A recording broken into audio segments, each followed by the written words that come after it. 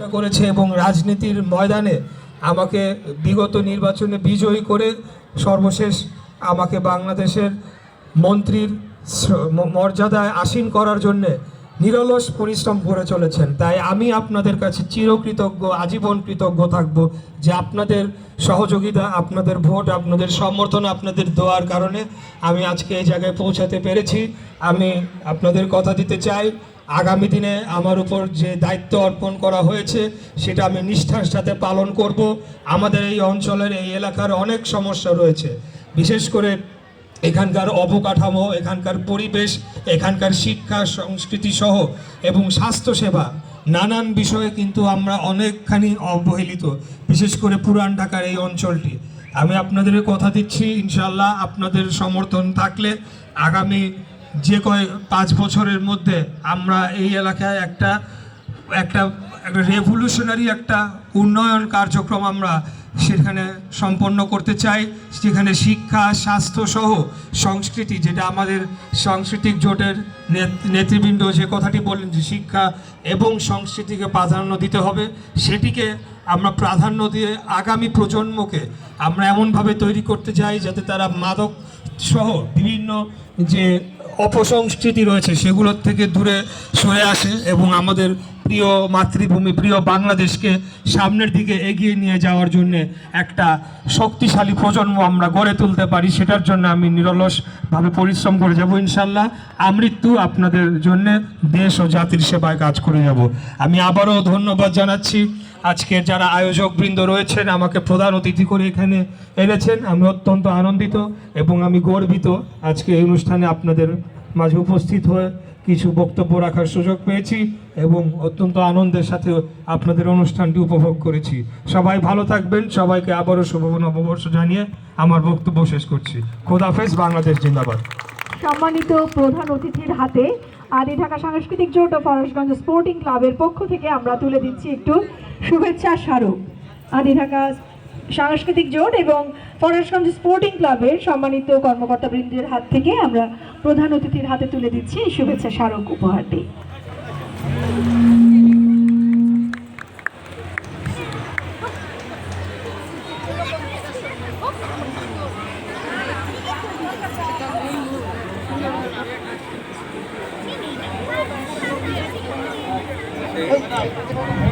অনুষ্ঠানের সম্মানিত সভাপতি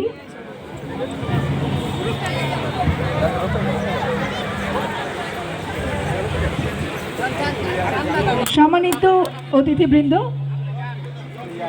আজকের অনুষ্ঠানটি সভাপতিত্ব করছেন আদি ঢাকা সাংস্কৃতিক জোটের আহ্বায়ক কমিটির সভাপতি মানস বোস বাবুরাম।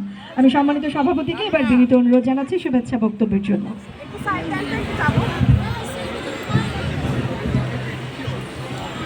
আদি ঢাকা সাংস্কৃতিক জোট এবং ফরাসগঞ্জ স্পোর্টিং ক্লাবের যৌথ আয়োজনে আজকের এই মহতি অনুষ্ঠানে আমরা আমাদের প্রাণপ্রিয় নেতা, আমাদের সকলের নয়নের মণি, অর্থ এলাকার অভিভাবক ইশরাক হোসেন সাহেবকে আমরা এখানে পেয়েছি। আমরা আমাদের এই পক্ষ থেকে ওনাকে শুভেচ্ছা জানাচ্ছি। পাশাপাশি আমাদের মাঝে যারা সাংস্কৃতিক সংগঠন, আমরা এখানে প্রায় 65টি সংগঠন মিলে এই আদি ঢাকা সাংস্কৃতিক জোট করেছি। আমরা চাই পরবর্তীতে আপনি আমাদেরকে সাথে নিয়ে কাজ করবেন, আমরা আপনার সাথে কাজ করব, এই আশা ব্যক্ত করে আমি আমার বক্তব্য এখানে শেষ করছি। ধন্যবাদ। অসংখ্য ধন্যবাদ সম্মানিত সভাপতি এবং আমাদের প্রধান অতিথিকেও ধন্যবাদ আরও একবার আমাদের মাঝে উপস্থিত হওয়ার জন্য।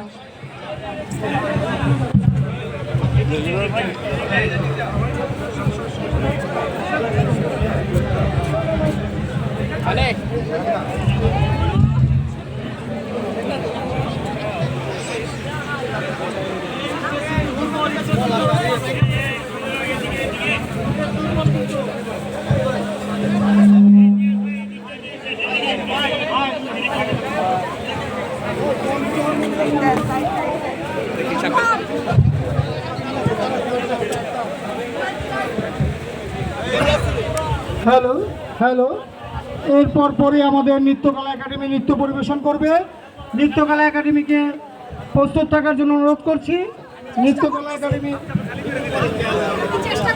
এরপর পরে দলীয় নৃত্য পরিবেশন করবে নৃত্যকলা একাডেমি। তারপর পরে তৈরি থাকবে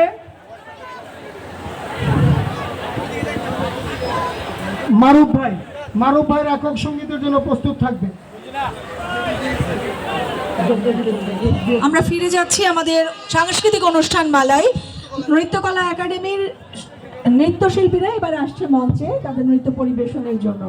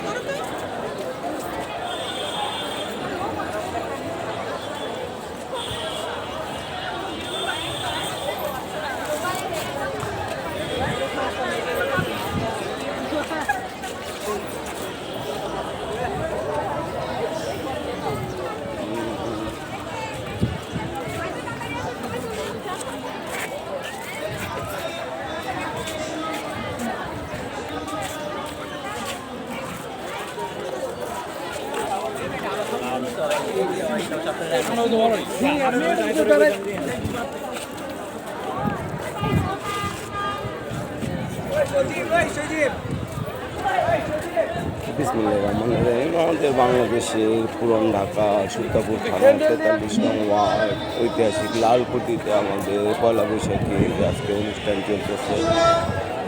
ভিডিওতে দেখলেন আমাদের ইশাক সাহেব আসছিল, ইশাক সাহেব উদ্বোধন করে দিয়ে গেল। আমাদের এমপি, আমাদের আসনের এমপি, আমাদের সুলতাপুর এমপি আমাদের ইশাক সাহেবের।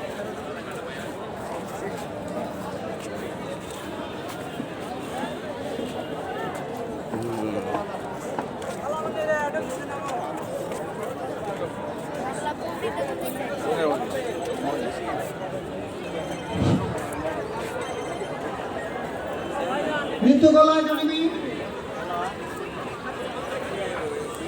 আমাদের ঐতিহাসিক ফরাজগঞ্জ স্পোর্টিং ক্লাব, ফরাজগঞ্জ ঐতিহাসিক ফরাজগঞ্জ লালকুটি। তো এখন নৃত্য অনুষ্ঠান হবে।